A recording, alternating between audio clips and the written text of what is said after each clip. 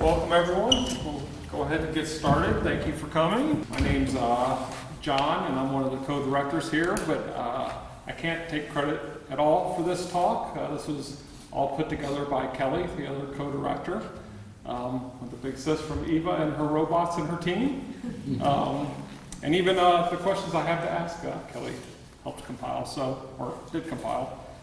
So I'm just here to get started and make introductions. So let me go ahead and do that. So seated immediately to my right is Tiffany Rad, and she is a cybersecurity researcher and Maine attorney. She is the CEO and co-founder of Anotrope, Inc., which develops wireless automotive technologies for the security and data analytics industries.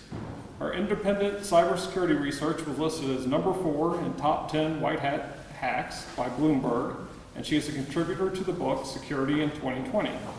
Her cybersecurity research and analysis have been featured by NPR, Wired, CNN, The Wall Street Journal, Reuters, and other international news sources. And to her right is Lily West. She is an 8th grade public school student from the Portland area, and she got a cell phone this year, having been influenced by early years in Waldorf School, where modern technology is embraced much more gradually. She has graciously been teaching her parents about the role of technology in the current mainstream middle school world. And to her right is Fernando Nascimento, who has worked for almost 20 years in the telecommunication industry, developing software for mobile devices worldwide. In parallel, he has also been studying and teaching philosophy, with a special focus on the ethical and hermeneutical works of the French philosopher Paul Ricoeur. He is currently working on establishing a digital portal that will provide a template for digital humanities advanced textual analytics on Ricoeur corpus that can be re-instantiated for other thinkers and academic communities. A second research interest area involves the discussion of ethical and ontological aspects of technologies in our current society, as well as perspectives for the near future. And then at the end is Stephen Majercik, who is an associate professor in the Computer Science Department at Bowdoin. His primary research interest is nature-inspired computation, in particular swarm intelligence and particle swarm optimization. He's also interested in applications of artificial intelligence in the arts and using technology as an expressive medium. He received his AB in government from Harvard University and his PhD in computer science from Duke. So let's get started with a broad general question, and just so we know, if anyone has any questions as we go along, please feel free to ask. And I'm going to basically start with some general questions, and hopefully just a discussion amongst yourselves takes place, and we go from there. So we'll open this to whoever would like to start. Where are we now with AI with regard to research and development, and how is it currently affecting people's lives in ways we may or may not be aware of?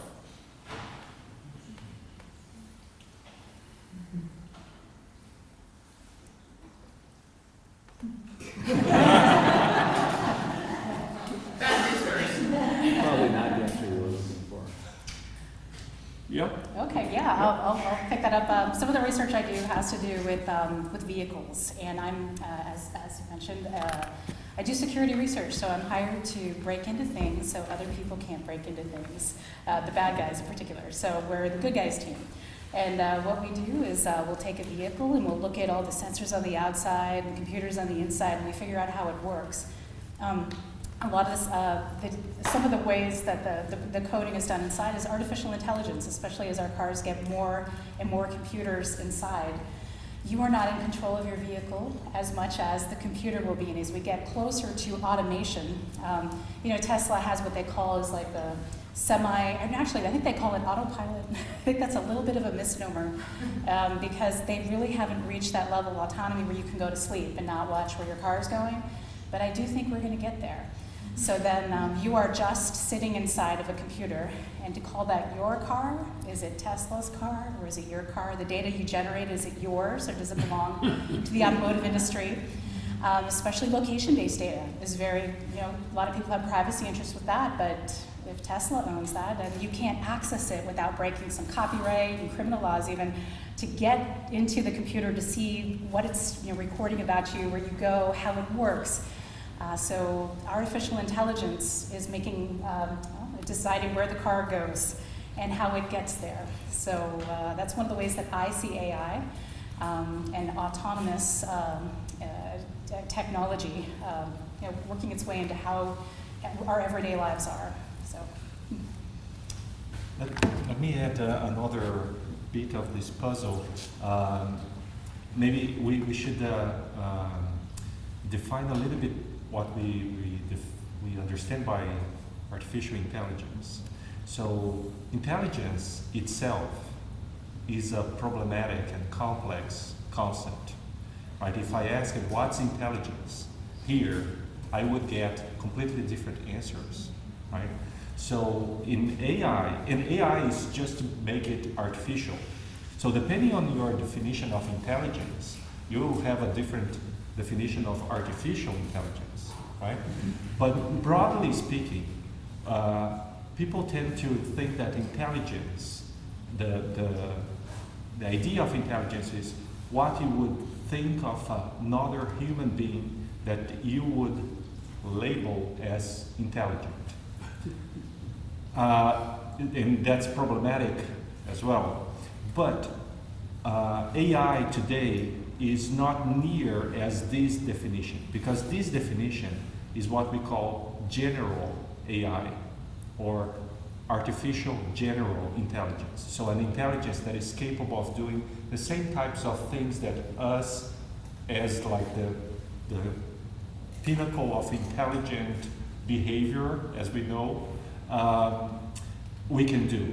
So this is general AI, and we are nowhere near getting to this level of AI. The other level that we are really talking about is called narrow AI. So it's a level of intelligence that is defined by two things: pattern recognition and prediction. So I can recognize patterns, and therefore, giving a new example, I can predict what's coming next. That's the narrow definition of AI, and that's the systems that we have been seeing, like autonomous cars, and the system that is able to win another play in chess or Go. Those are very specific systems. They are narrow in that sense. They can beat anyone playing chess or Go, but they can't do anything else. So that's narrow AI. And I believe that today we are in this stage and very far from getting near to general AI. So I'd like to pick up on something that Tiffany said about data that's being generated and who owns it, and what Fernando said about AI building models and predicting. So, and also something that I think a lot of people aren't aware of. I'm not aware of the details either, but we're all generating a lot of data. What we do online, our GPS location, our phones are generating enormous amounts of data. And this data is being collected by companies which are monetizing that data. They're using that data to build models of us, to predict what we're going to do, and then using those predictions to make money. Shoshana Zuboff, I think, at Harvard Business School, calls it surveillance capitalism.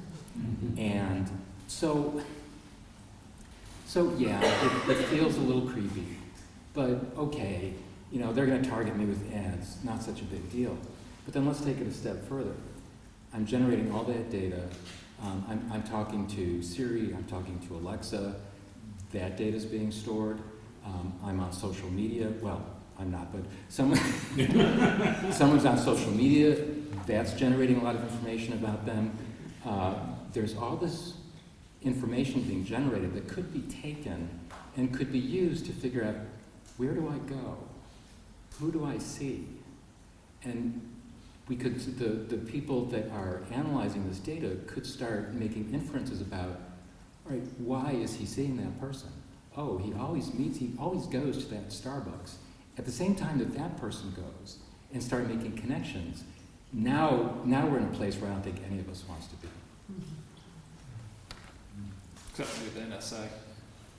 Or maybe the next generation. Actually, Lily, what do you think about that?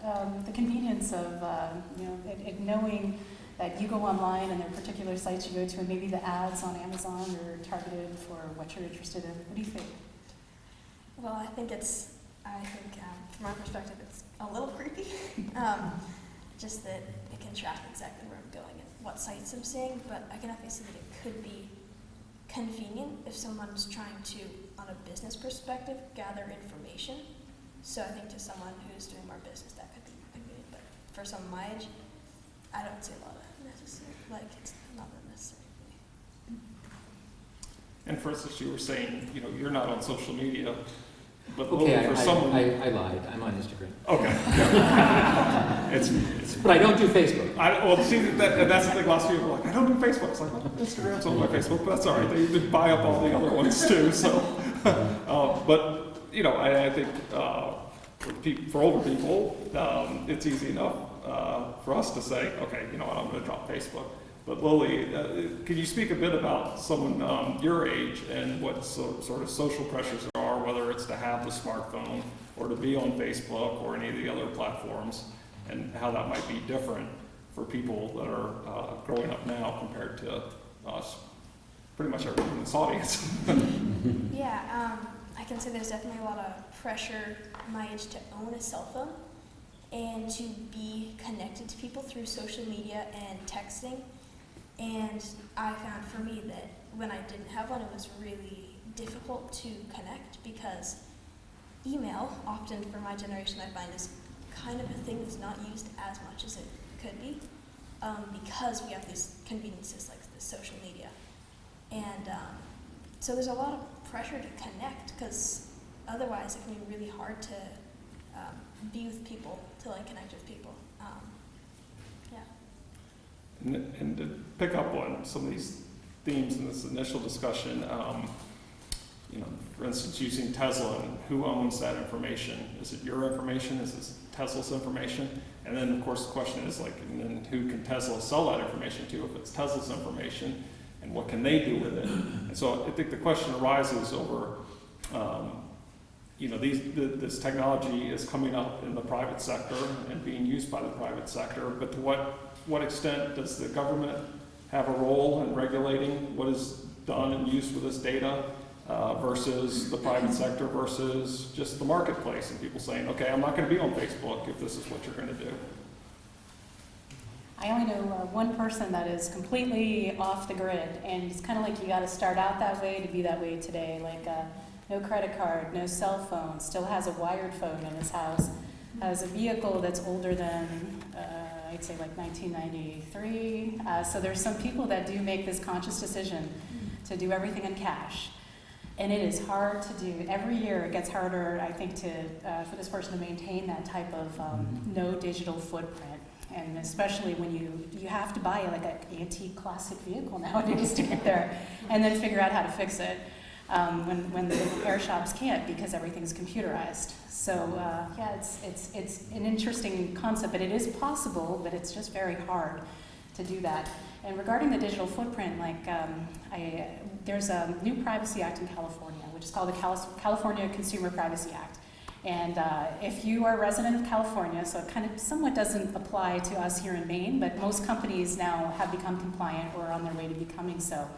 But if Facebook, for instance, you can ask Facebook, tell me where you sold my data. And if you're a California resident, they will tell you. So maybe we're going to get to the point where anyone can ask, and they'll have to disclose where our information and what information has been sold and what, and then you can opt out. So there's some states that, like Vermont, has always had an opt-out policy when it came to targeted advertising, sending stuff through the mail. We hadn't had that in Maine. But there's some states that are becoming very proactive about that. I think that was one thing you'd be being able to collect royalties from this other information. That actually, that's a very interesting. Is hey, if you're going to sell it, okay, but pay me for my data, right? So I have heard some interest in that from consumers. Yeah. And there are some potential good news because the same way you recall the zero emission policy, it started in California as well, and it propagated because it was more expensive to have 2 lines, manufacturing lines, than to have only one that would be compliant for California, but for everywhere else. That's the same thing with technology. So companies now are trying to put these mechanisms in place, and it's much more expensive to do it only for California. So we're going to get like the benefit because they impose that in a very specific geography. The other good news is that it seems that there is from 2 years to 3 years, if you look at the timeline since 2018, there are 36 new initiatives from government, industry, private sector to think about regulations and principles to apply to AI. So this is very promising because the problem we had, and we still do, is that we were very fast and very good at making things, but not in making sense of things. So, yeah. So now we are getting at least to a point where there's an awareness that we need to take care of it. Then those 36 documents are good indications. Europe seems to be far ahead of us, but we still need to catch up. And then, but it's already a good indication, I feel, in that sense. Yeah, we really need to be far more aware of what AI is being used for. We need to have discussions where among citizens and researchers and policymakers and corporations, basically, what's out there, who's using it, and where are they using it for, and hey, researchers, what's coming, and then as a society, we have to decide what should be done with it. What do we want to allow it to be used for? It's all of this needs to be surfaced, and it needs to become, I don't know, maybe we need to have like AI town halls, but we need to become aware of this and start figuring out what is to be done. But I agree that one of the most critical things now is for people to realize what's being done with their data. And I think that's an area that is being legislated and is overdue for legislation to give people the rights to their data. How it's done, I'm just a scientist. I'm going to stay with the AI specifically, not data in general, and this last comment is a good lead-in. I'd like to ask a variant of the first question. What's the state of popular understanding of artificial intelligence? And to the extent that that understanding is lacking or false, that there's a disparity between that and the actual AI that's working and AI that's on the drawing board, how much does that matter? Or how does that matter? Because there's a sense that AI is a very rapidly growing and very interesting field, and people have visions of robots and they have visions of mechanical cities, but are there other visions at all in line with what's actually possible and in the drawing board and maybe working in the laboratory, just not yet out in the world?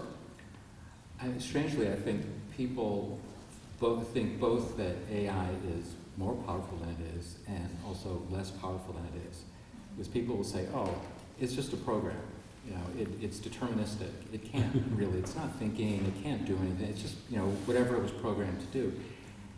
And basically a variant that we can always pull the plug. But when you've got a program that can adapt and can respond to its environment, and you put it in a very complex environment, then it can do things that were not anticipated. So it's not just a question of, it can only do what it was programmed to do. Because, well, I guess in a sense it is, but it was programmed to respond to this complex environment and interact with it and deal with it. At the same time, people think, oh my God, AI is going to destroy us. in 50 years there's going to be a superintelligence, and we're all going to, we're going to be subjugated, or we're going to be whatever. I don't think we have to worry about that for a while. There are so many other things to worry about before it happens.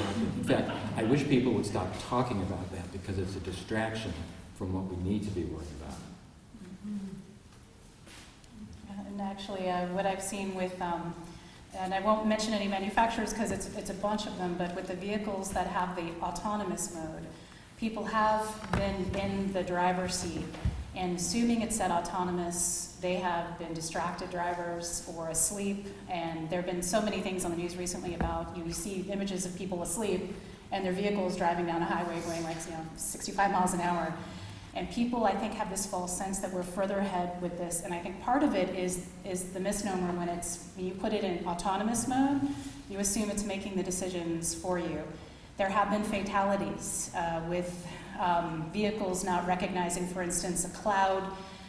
It thought there was a cloud in front of the car and it could pass through a cloud, but it was actually a white tractor-trailer truck. And that was one of the first instances of that. But the driver was watching a movie because he had the car in its autonomous mode. So that was a problem. There was another one with a woman was hit crossing the road because the vehicle couldn't identify her because she was moving quickly I think it was on a bicycle. And it didn't recognize that as a person. Maybe they said it might have been a box or other type of structure that it could pass through. What's interesting is when I work in the security industry and we've worked with computer scientists and we get together and talk, there's this flip side of it. Well, it's learning through the mistakes, and in these cases, I've read and talked with people about this, but there will be fatalities in its learning process. But in the end, it might make the driving's going to be safer. Computers generally do a better job at these tasks than humans do, or they will. Maybe right now they're not doing quite as well, but they will. And the progress to get there is going to be a difficult road, and that's where some of the ethics come in. And these people that are developing the AI, they've been studying these accidents, going through the code. What can we have done differently? How is it learning from this? So it's going to be a process to get there, and it might take some fatalities. And not just mistakes that they need to learn from to make a better autonomous vehicle, but whoever's programming the vehicle is implicitly making ethical decisions about what should happen in a given set of circumstances, and that's not okay for for a bunch of engineers to be deciding, well, okay, we're going to program it this way, which means it's going to swerve this way and hit these people instead of swerving this way, and some other bad thing happens. So that needs to be made explicit. Okay, here are the decisions that we're making when we have an autonomous vehicle. And in the same way that we have standards for cars, emission standards that have been discussed and agreed upon, I think we need to have a discussion about the ethical standards for autonomous vehicles. And people, various stakeholders need to be involved in that so we can come to a consensus as a society. What does an autonomous vehicle do when faced with an ethical dilemma? Are those type of discussions happening? They are. Oh, They good. are. They actually are with that's NHTSA good. and others of the highway safety. So they are happening, but it's difficult because the manufacturers have they have shareholders and their decision-making groups there, and then there are others that it should never make that decision. It's called the trolley problem in computer science. Do you hit the brakes and take the age of this person on the side of the road that the car is heading in this direction? Is it how valuable is this person in society to a group of kids in a school bus? So the ethical implications for doing this type of coding and programming and having the AI learn is very difficult. Both technically and ethically. That is a lot to weigh, I think, upon the minds of the people who are developing this.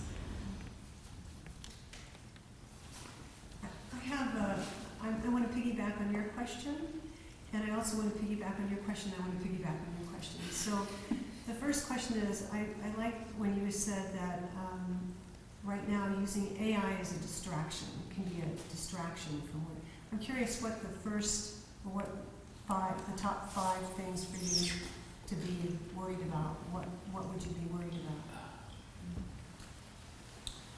I would be worried about things that are a much more immediate danger. For example, I would be worried about lethal autonomous weapons. They're here. Yeah. That's not a super AI that might be here in 50 years and is going to destroy us. We have lethal autonomous weapons now. So technically, they are called lethal semi-autonomous weapons because the insistence, at least in weapons that have been developed so far that I know of, is that there be a human in the loop. But what does it mean for the human involvement to be meaningful if this autonomous system is moving so rapidly that the person who is involved in the loop and is supposedly keeping it from being autonomous has 1 second to decide whether to intervene or not? That's autonomous. So that's one of the things that I would be much more worried about. I would add, for instance, democracy, right? Democratic systems. New technologies, they are affecting, and AI is affecting democratic systems. There was a recent 1 year, 2 years ago, the Cambridge Analytica case. That's one example in which you can get data without consent, used to another objective that may affect democracy. So this is something that is here. I was talking with someone from a big company here in Maine, and he was talking about Amazon and how bad it is that Amazon uses artificial intelligence to bid for Google space. So when you search for a fleece sweater, or Amazon knows that the competitor is offering the same product, so they bid Google search to put their results on top of their competitors. And that's done automatically through artificial intelligence. So they are kind of destroying the competition by using artificial intelligence. So those are 2 other examples. The other one is friendship, right? So the next generation has a completely different meaning of friendship that is mediated by technologies that's driven by artificial intelligence. So that's another thing that is right here. So I wouldn't be afraid that artificial intelligence is too smart for us. The problem is that it's not smart at all. And we have to add this layer of meaning on top of it to make it meaningful to us. And that's right now. I have a question. So it seems to me like we're building a ship while we're flying it. And there's the one example you gave of somebody who's living off the grid, and there's this concept you mentioned of being able to pull the plug if it gets bad. But there's also a generation growing up where they have no reference of pulling the plug, and probably no ability to pull the plug, because if we're this dependent, what happens when you pull the plug? I wonder if any of you want to go on that. Yeah, it's kind of amazing that my generation has never lived without technology. I was born into these technological. Can you speak up a little bit, please? Yeah, my generation has never lived without the technology, and so you mentioned pulling the plug and how we may not know how, because if this is always, and I definitely can see it with people my age being so dependent on technology doing most things for us. And yeah, we may not know how to stop it if it rises to a level that we can't control. I think about this question with pulling the plug, similar to what Eva's question was, is with cybersecurity. What if the plug is pulled? Like not as something that we want to have happen, but the grid goes down. And from the research and people that I know that work in trying to protect it, it's very difficult. And there might be an instance where it happens in our lifetime where we're going to have to, I remember in the 80s, having very old computers, but we had lots of books too. And I went to Waldorf as well, so yeah, so those of you who don't know, we didn't really, even back then, we didn't have computers or calculators, and we learned to do things by hand. And my kids are in a high-tech school right now, and they don't know how to do that. They can't pick up a physical dictionary. They go to Google and Google what Google tells them is the answer, but they haven't looked in like Webster's. They have no idea what that is. And so sometime, what I worry about is that the development of these conveniences, and I must admit, I love some of the conveniences. I travel a lot, I'm very busy. I have robots vacuuming, washing the floors, and I have cell phones and many, many apps, and I like this convenience of pressing a button and having my groceries ready. Or I'm very close to a drone being able to deliver food to me, and even beer. I can just say, deliver this to me now, and I kind of like that. But on the other hand, I know when these things are developed, sometimes they're made to just work.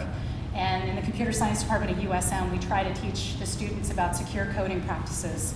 It's not good enough that your code just works. It has to be secure, because if someone gets in and makes it does something that it's not supposed to, there can be problems. It can cost people their lives, and there are many examples of that we study, and I kind of show them how to, what bad code looks like, what bad encryption looks like, and don't do it. Because sometime we may be in a situation where the grid has vulnerabilities. We know it does, because it's a lot of older technology and new stuff put on top of it, and they don't always work together. So I worry about the cybersecurity aspects with all this new technology that's being developed. And read the fine print before you put an app on your phone, not just about privacy, but I love it if we had an app that could say, give us a rating of like cybersecurity for this. Was it developed in this app? Just for most people, just is it like a yes, green for go, or red, like they didn't consider security at all. So it would be nice for people to be able to check that quickly, but it doesn't exist yet. So I think someday, in some aspects, the plug will be pulled. Or imagine we're at a point where most of us have fully autonomous vehicles, and then one day it stops working. Then what? So I do think about that too. Yeah, my question is, for my generation, who's to teach us? Like, if the grid goes down, who is to show us how this works? If we're so dependent on, how are we going to know what to do? So. Well, we had an example this weekend where for many, many subscribers, the grid was down for half a day. Not the grid, but the internet. But I have a question for our youngest panelist. And I know very clearly that the introduction of technology was deliberately slow in Waldorf schools. I actually was one of the founders of the Waldorf School in Freeport, and I've taught computer science at other Waldorf schools. In what ways did you find that delayed introduction might have given you some social or other skills that your compatriots who went to regular schools did not have? Or conversely, you find that with that later introduction, there are some deficits that you've had to overcome? Well, I think communication is one that in the Waldorf school, we learned that really clearly from the get-go. Was just communication was really key. And I think with the technology that's used in public school,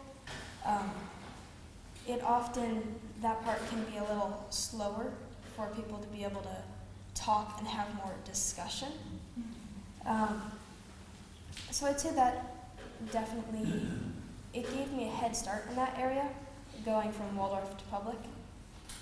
But it definitely slowed me down, like friendship-wise. A little bit of it was confusing because I don't have that prior knowledge of how to work all this social media and all these machines and phones, and that can definitely slow down your building of friendships because you don't know how to contact people if you don't have this technology. One of the questions I wanted to raise, and it seems like we've kind of been heading here, where the discussion started a bit with sort of the data privacy and how AI is affecting data collection and use. And then we moved into some of the scarier aspects like the autonomous or semi-autonomous lethal weapon systems. And also with the cars, I mean, it seems, so we're moving or have moved from a world where there are data concerns and those could lead to financial crimes and the like, to now a world where it's life and death. There can be deaths from these things. And we've been talking about mistakes, sort of the ethics and how you choose which way the car swerves, for instance. But there's a whole other aspect to it, which is malicious actors. And this goes also to cyberbullying, if you have young people who are relying on these social systems and technologies. Can they turn it off when there is a malicious actor who is doing the bullying? What happens if somebody hacks into Tesla? What happens if somebody hacks into a weapon system? Then sort of, if you could, democracy. Who, is the government looking out over these things? Is the private sector? I mean, how is this being monitored or addressed? Well, I know you're doing it, partly. Computer security researchers are, and I didn't, this isn't my quote, but it was a lady in Israel that does a lot of cybersecurity hacking. Her name eludes me at the moment, but she said that hackers are the immune system of the internet. And I think that is such a wise statement, because whether the government's doing it or the private sector is doing the security and making it better, there are going to be people testing it, independent security researchers. And I've done this in the past, and we need to have laws that allow them to access computer systems. We have very strong copyright laws right now that make it very hard. Like particular systems in a vehicle, it would be criminal if I hacked into this and then taught my students how to do it. But yet, wouldn't you want students who are learning how to write code, learning what bad code looks like, bad encryption, don't you want them to see what, ways that they can fix things? So I am very confident that no matter how the laws are, there will be security researchers that will take risks, and some of them great personal risks, to get into systems. And hopefully they'll be the white hat kind and not the malicious actors, but they'll say, hey, vendor, you got a problem here with this product, and I'm going to give you 40 days to fix it. And this is part of the process that I do with some researchers too, is we have a contract with the vendor, and if that 40 days is up and it's not fixed, they tell the public, and things get fixed very fast then. But of course, always there's an ethical flip side to that then the bad guys know too. So it's a very difficult kind of ethical tightrope to walk with that. But I do think security researchers, as it has come to light with some apps that haven't worked properly associated with democracy, researchers have often been the ones for years, sometimes before it's public, have said at security conferences, there is a problem with this, it needs to be fixed. And if you don't fix it, I'm going to tell everyone at a big conference. So we kind of have an immune system there working for our computer devices. But is that done almost on an ad hoc basis by the researchers? Such as, a researcher, an enterprise researcher says, I'm going to look into this app or this technology, whatever it is? Or is there a more comprehensive framework for, okay, all of this is being rolled out. As things are rolled out, people are testing it, third parties are testing it. Some companies do have what they call bug bounty programs, where if you're a security researcher and you take it upon yourself to figure out how something works and different security problems with it, you can tell them, and sometimes they'll give you a bounty for it. And there are many companies that do choose this route, and it gives both the researcher and the company legal protection. So they get a little bit more time and heads up that this is coming so they can fix it. But often, I've worked on teams before with security research, and I'm going to start one soon with another professor, one from MIT, and he got a Tesla from a junkyard, and we're going to take a look at how it works. So sometimes it's at personal expense. You do this, and then you go through the choices legally and ethically about how you handle the information that you discover.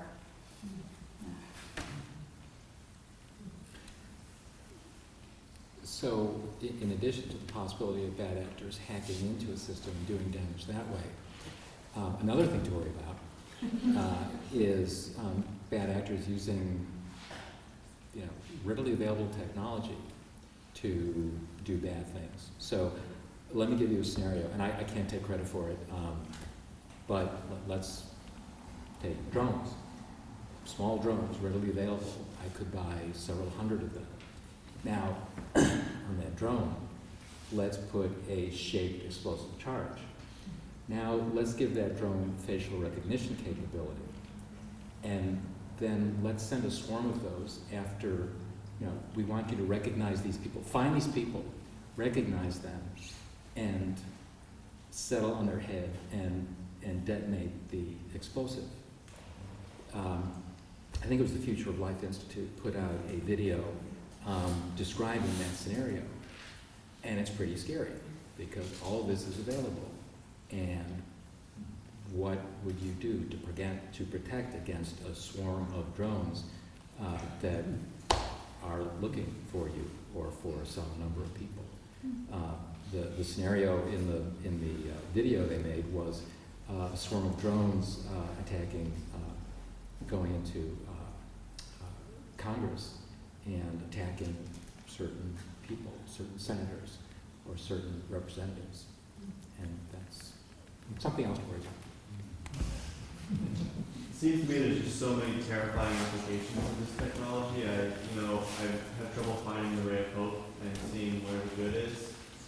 I grew up most of my life with computers, and already I think among my generation there's a certain nostalgia for distancing ourselves from this stuff. We're at a point now where algorithms are determining who people date and that kind of stuff. And it's just terrifying. It's in our lives completely. And I guess I'm just curious what the panel thinks about where the good is in all of this, because it seems like a very slim piece. We get convenience, we get autonomous vehicles.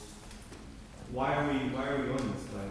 It's not like a choice that we have, I guess, but it just seems like bad altogether. So. Let me share possible bright side. There are many good things that I think that we can recognize from these technologies. Let me give you a few examples.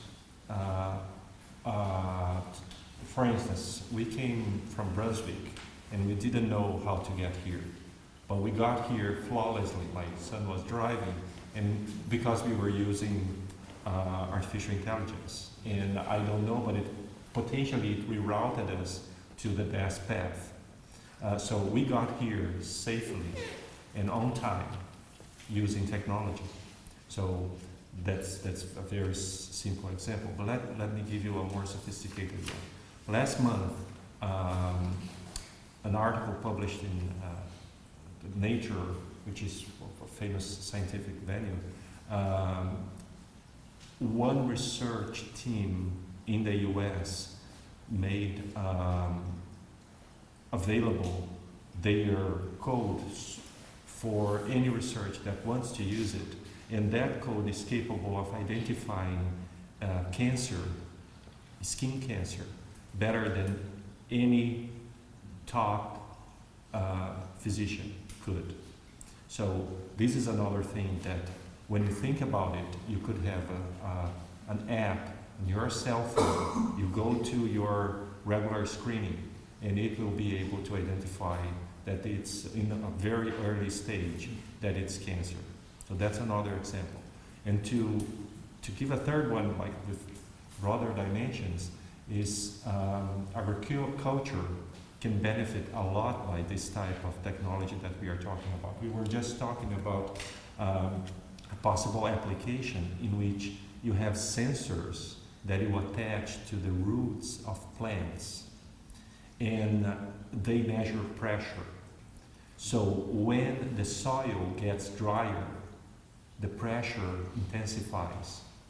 It senses that pressure and triggers the watering system just enough to get the water that's needed to compensate the system. So you are saving water while optimizing your production.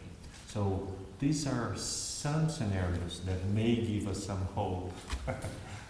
I think medicine is an area where there are good things happening, or good things that could happen. And I'm glad you asked that question, because it's always more dramatic to talk about the horrible things that are going to happen. But so let's talk about some of the good things.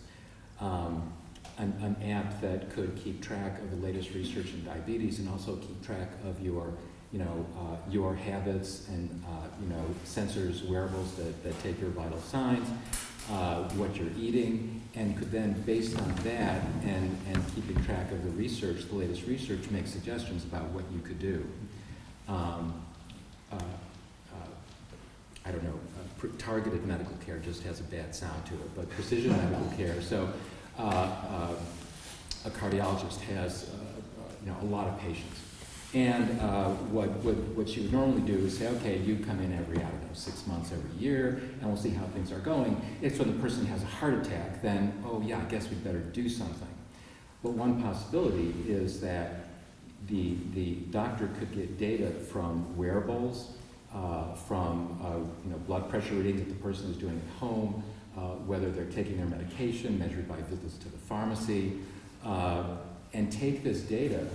And the AI could take that data and say, oh, wait a minute, is this person at high risk right now? And so maybe instead of coming in 6 months, you better get in here right now.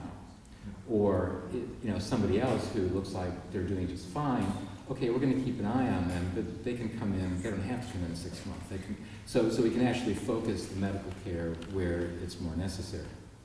The downside of that is that, when we have a scarce resource like medical care, and we let an AI start making decisions for us about how that care is handed out, then we have a whole new problem. And then you get insurance companies involved, and they raise your premiums and all that kind of stuff. Yeah, there's always a downside.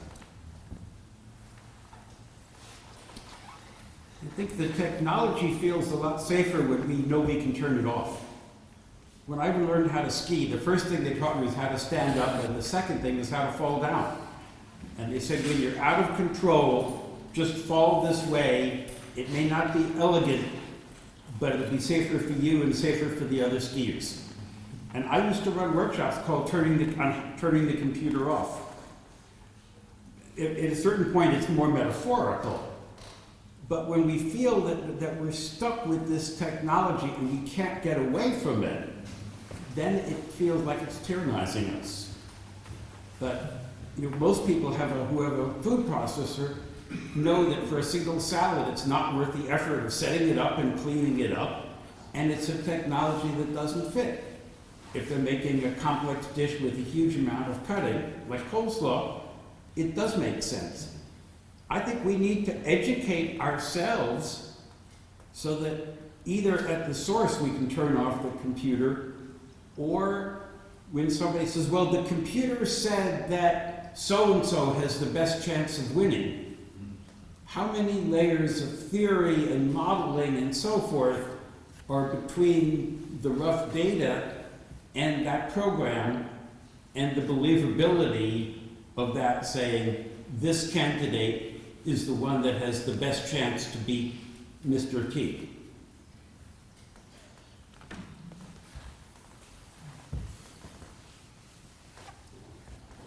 Yeah, I feel like I did all of the technology that I'm immersed in, both at the university and with private companies and all that.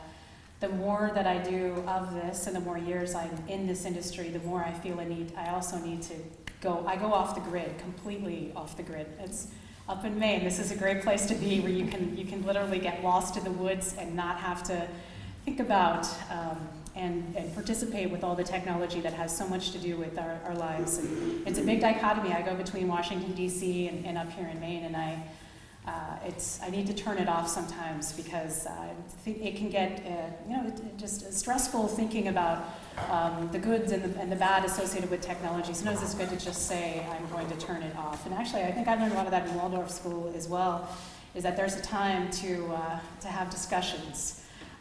And there's a time to cultivate writing and different things that doesn't have to be on the computer, but actually like physical, like writing. I learned that my 8th grade daughter doesn't know how to do cursive. She said, oh, that's just for old people. And I'm like, I don't know, there was an art to it. And there's some people that are very good at it. She didn't even learn that in school. So, but I find that to be kind of therapeutic to go paper off the grid at times, with real books, not digital. And at a certain point, when we allow the technology to, I guess invade is the wrong word, but when we form such intimate connections with the technology, turning the machine off then starts being turning ourselves off to a certain extent. And that's when we really run into trouble.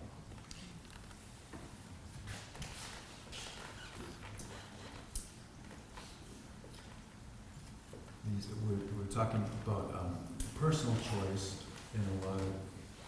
in this instance, and I think part of the ethical and overriding things that occur to me with the topic are other people making a lot of reference around companies that are using AI. This is to me another sense where corporations who act have a different sense of ethics or reason or values are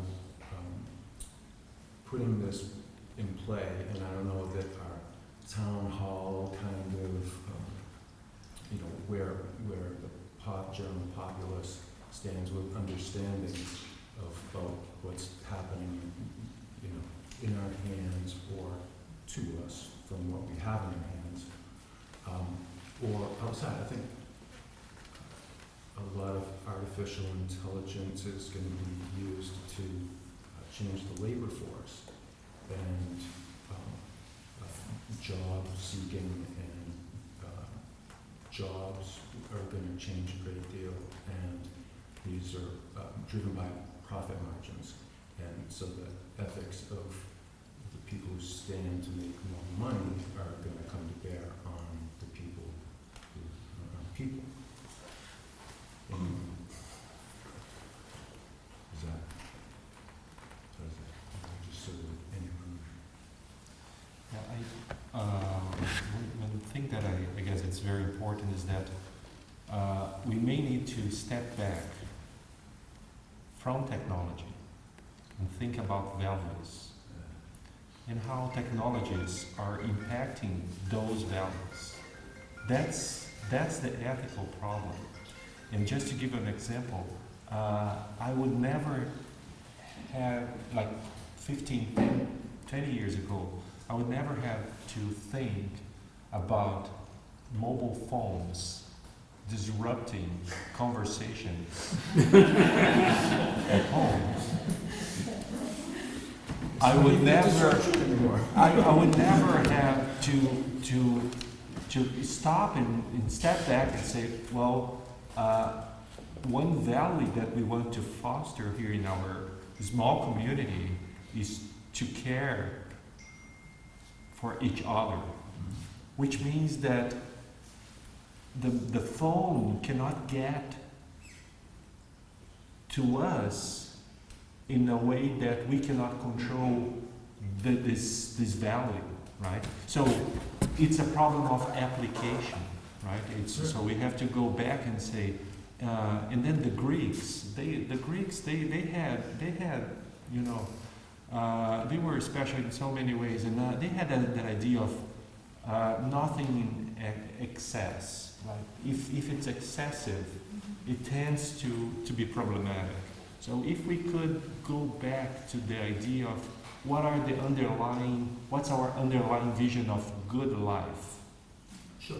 As a person, on a personal level, we can all relate to that. But there's someone in hyperdrive trying to figure out how to make more money, and by doing our job with machine, or in particular.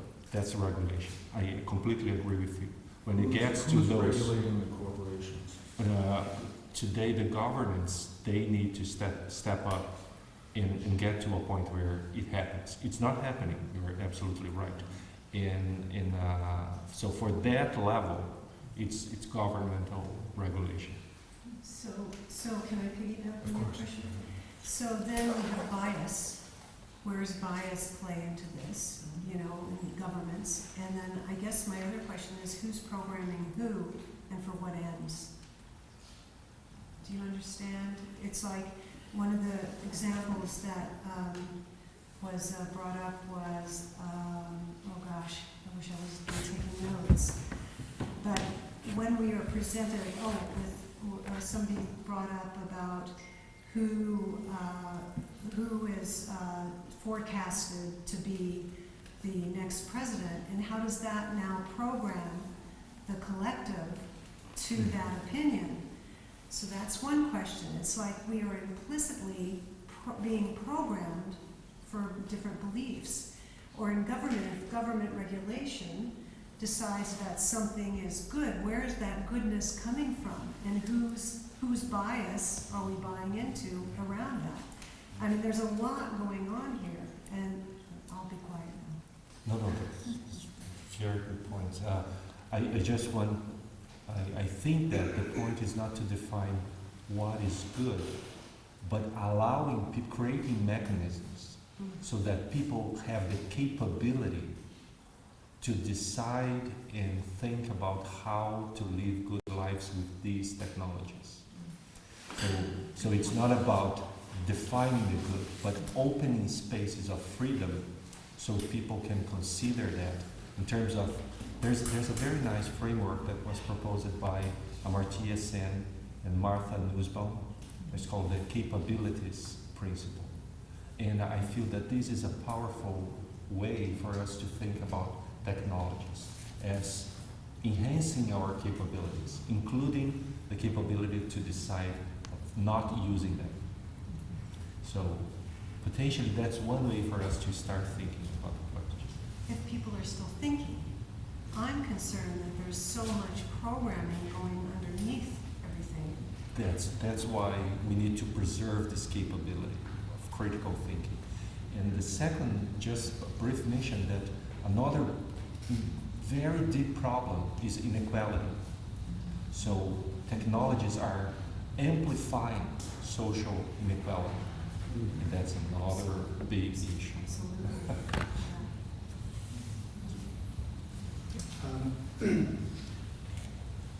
I guess I have two things. One is, it seems like when I would look at environmentalism, when I used to teach it, I used to came up with the phrase that environmentalism is a luxury. You have to have your other basic needs met before you can be an environmentalist. And when they're not met, you're not going to be an environmentalist because they don't last their time. This seems to have a similar problem with it in our dependence, in our ability to step back and critically look at it. We can't step back. So this will never rise to the top. We won't, most people, especially when we talk about equality, I don't feel like we're going to take a moment to step back and consider if we can unplug our phone. We're looking for convenience because we're in a point in our lives where we're very busy and we have to be busy and we have 2 jobs and we have whatever, all these responsibilities. So we're not going to be like, let me just pause on that, have the luxury to consider my role and my interaction with technology. So I feel like we're just not going to do it. We're not going to read the agreement we put on the apps. We're just going to put them now. And then piggybacking on that, are there any examples of regulation happening quick enough to stem the tide of something like this? Because most of our regulation, to me, seems like it's responsive to crisis or responsive to a problem. But this is a steamroller of a problem. I don't see a way that regulation can happen fast enough. So I would love your thoughts on that. I'm not sure if we should get another Yeah, question. I just want to add to that a little bit. You're talking, we all feel it. We're talking about we need to step back. What happens if you're born into it and AI is already set up? You're not going to know. Lily's right on the cusp, so she has this experience. So what if you're born into it? Yeah, No step back. that's definitely, you're right, there isn't a way to step back if you're born into it, because there's no there's no reference for what it's like if you don't have it. And with that experience, since I don't have that experience without it, that stepping back and that this pausing isn't gonna happen, because if we don't know how to make it happen if we haven't experienced it. Yeah, I just want to express, like, I feel that there's one qualitative difference in having this technology available, not just a matter of convenience. And I feel tremendously empowered by it. Like, I have access to all the current legislation. I can contact any of my representatives or congressmen instantly from my phone. If there's a vote, I can instantly read all the legislation about it, all the debate. I mean, in my democratic agency is tremendously empowered in a way that was never available to us before. If I had to research that stuff in the past before this technology, it would have taken hours and hours and tremendous knowledge about how to navigate libraries.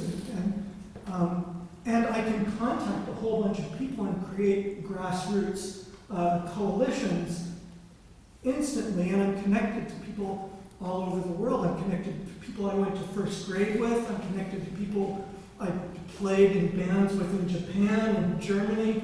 I mean, like, I'm in constant conversation with people across my entire life, and we're having political conversations sometimes personal.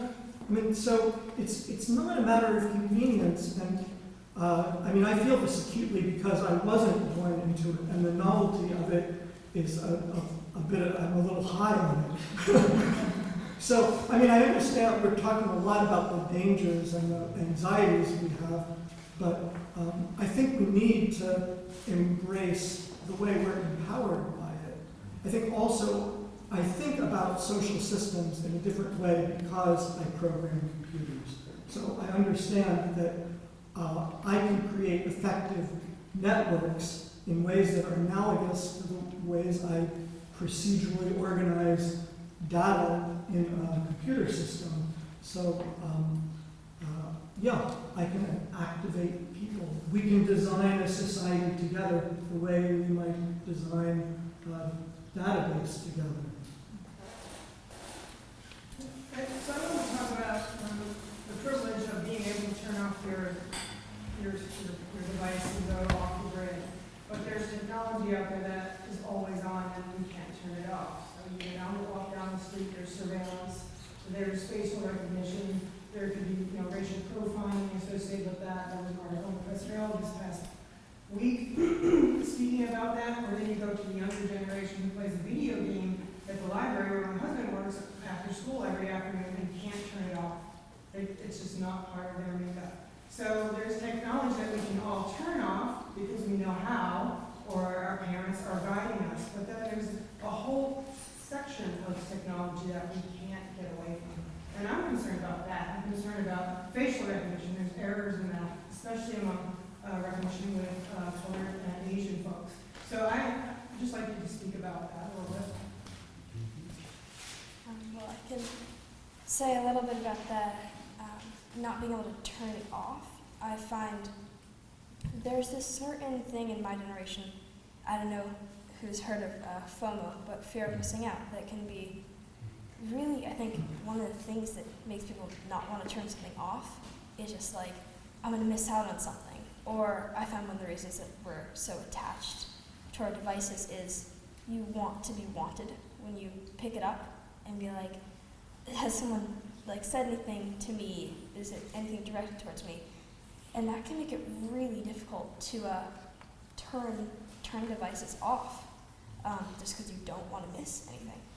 And I think the idea of these devices that we cannot turn off. I know, for example, like Alexa, I find that I'm like, oh, what happens around this? Is it listening? What can we do? I don't know if you guys have anything else to say on that. So I completely agree both points that technology, there are few fallacies related to technologies. And I believe we touched several of them. First is, let's go back to a state where we were before technologies. That's something that's not going to happen. We have to rebuild meaning in 3 spheres: individual, interpersonal, and as a society. So these 3 spheres of meaning have to be rethought based on technologies, because there is no going back. That's the first thing. The second thing is determinism. Technology is good or technology is bad, always. This is also a fallacy. We build technologies and we use technologies. As a society, we have to develop mechanisms to try to maximize what we understand to be good and minimize what are the bad consequences as a society. The problem is the pace in which we are creating things. As I said at the beginning, the pace, the speed in which we are making things is much higher than we are able to make sense and deploy new policies on top of these new technologies. And probably that's the crisis that we are experiencing.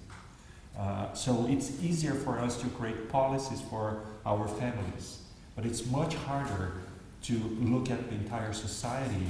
But we are starting to recognize, so the fact that we can now, in a conversation like that, no one is shocked by the fact that there's bias in a facial recognition algorithm because it's based on prior data. The fact that it's almost like common knowledge now, at least to a group like this, is a very good sign. It wasn't the case when we had this type of conversations 2 years ago. So we are making some progress in that line. And let me offer 2 examples. Both of them are coming from the European Union. One is the GDPR, which is the regulation for data use that comes from the European Union. It's already in place. You may have experienced while accessing websites that there was a message, this site uses cookies. Are you okay with that? It comes from GDPR, from Europe. It's not a law here, but because the website is deployed everywhere, if you have someone who puts that in place, it triggers a worldwide effect. So that's good news. The second one, also coming from Europe, is a comprehensive effort to make sense of AI. It's called AI for People. So they are trying to think about some of the aspects that we have been discussing here. Just 2 possibilities within that sphere of community and society as we were talking.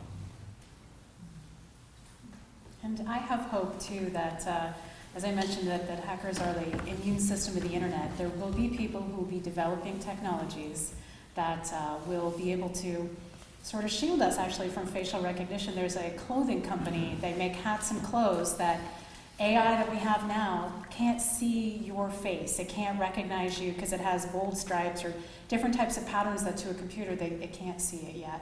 So there are going to be people, I think, that are going to be developing sort of counters to some of the technology that comes out. And, it reminds me very much of the 1990s of the term cyberpunk, like William Gibson and Neil Stephenson, that there will always be people who have this idea of, well, if I don't like this technology, what can I do to change it, defeat it? And actually, I feel like as educators, I feel like it's our responsibility too to teach our students and our kids, question this technology. If it's something that, is there something that you can create to make it better? to make it more privacy conscious, something like that. So it's not just can we make things work for us, and I do enjoy the convenience of all these things we've been talking about, but also think about the innovation that can be done to change the technology we have. So if corporations aren't doing it and government's too slow regulating it, there will be people that have these agents of change for technology. And sometimes it takes some work to find these articles of clothing that can hide us from some surveillance. But it's there, it exists. If you just kind of got to look for it. One positive example is IBM said we're doubling the amount of information we store every 12 hours. And so how did we learn in this kind of environment? I work with some graduates from Bowdoin right now that have patents using machine learning and AI to basically use the citation sentences and references in scientific or research work so that they can get right to what is the most important data that might support your hypothesis or lead you to some new innovation. And so those are good examples of, I think, the younger generation coming forward and harnessing the power of what they're doing. For good, for research. That's just taken for. Yeah. Student of yours. Who is it? Noah Finder, Marcus Christensen. Yeah. And just this conversation is making me reflect a little bit as we talk about technology changing and the developments. It makes me, I'm a middle school teacher, and they go, how is it changing our brain chemistry? How are our brains changing in response? I think we've got several comments about how this younger generation doesn't know anything different, but it makes me think more deeply about, is their brain chemistry actually going to be different than mine because all they've ever known is that? And speaking of my students having taught before cell phones and after cell phones, is the level of addiction. And I have something to reference that level of addiction in myself, right? Of no cell phones, and then having a cell phone and watching that technology develop. If you've never had that and you're raised on a certain level of addiction, but you don't even know that it's an addiction, like Lily was saying, that FOMO, you don't have a reference of FOMO because it's all you know. I just wonder how, and then those people will be programming. Where do you get that? We will be that last generation of the reference point. It just makes me question that from that side. Yeah, I know that addiction can be really big. I've seen it. Some of my friends go from not having social media to instantly, I'm on a call with her and I know if she goes silent, she's on Instagram. Because when you aren't exposed to something and then you instantly get it, it's just incredible how fast it goes to oh, look, and the screens, they change so fast now that it's like, what am I going to miss if I just look away for a second? And as an educator too, and perhaps you've experienced this as well, but I find that in our department, computer science, we're having trouble getting students to read the textbooks. Instead, they'll just look at what problem they have to solve, and they Google it, or they'll look on YouTube how to solve this problem. So they want the instant gratification of I got the answer. And part of the process of reading the background and how you come to that answer is, I've been teaching at USM for 15 years and recently at Berkeley, but getting them to read the materials is more challenging. Do you? I won't ask you to put you on the spot about that one, but I know for my kids, having them to pick up a book. Or even to read the book on Kindle. I'm like, please, can just read the whole thing. But they're so used to the instant information that they'll skim it, but they'll miss some detail that I feel like there's something a little bit missing there, yeah? Well, I think it may be because sometimes they don't know what it's like to go through the process and find out the answer, you could say through the hard way, of actually going through and picking out bits and pieces, and if they don't know how satisfying that can be, though it may be more difficult, how rewarding that can be, then it just seems like, oh, the easy option, there's nothing better. And unless we teach that this can be even more rewarding in some cases to go that longer way, then I think my generation's not going to have a lot of idea that that's possible. I'm dating myself here, but it's Cliff Notes on steroids. There's a nice book called Google Knowing that may be a good reference to your point. It talks a little bit about the effect of Google for our critical thinking, memory, and social relationships. So it may be a nice reference.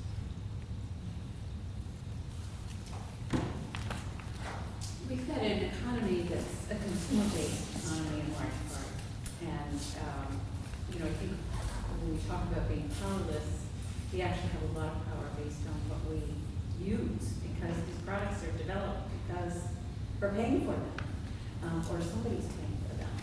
We're also investing, if we have some extra money, we're investing in the companies. So I feel like we do have more power than we might want to recognize.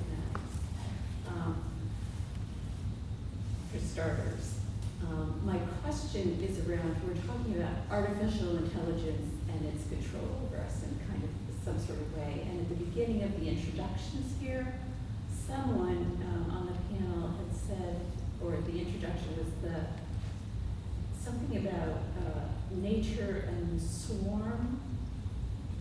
And I'm curious about that. I remember Malcolm Gladwell's book on The Tipping Point, where he had a very simple example of a technology that as soon as a certain number of people had it, everybody had it. So I'm curious if there's a link there, or something that we can learn or find hope from, is calling from nature and our collective human swarm. How you turn the direction of the swarm? There might be, but in the swarms that I work are very narrowly focused on using the dynamics of a swarm, like ant swarm or a bee swarm, as a